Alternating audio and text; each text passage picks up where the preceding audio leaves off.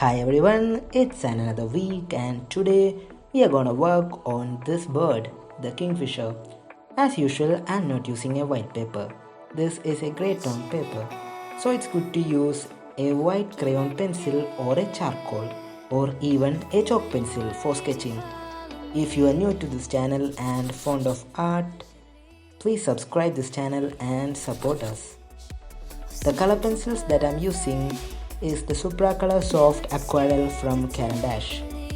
As this is an aquarelle, this is water soluble, and especially Caran gives you a good pigmentation and a realistic feel.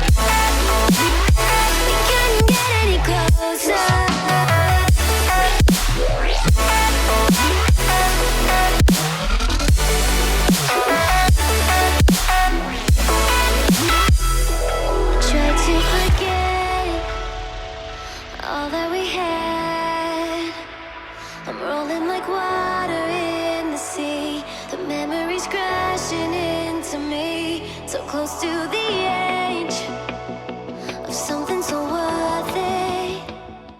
You have the world at your feet. This almost is all we'll ever be.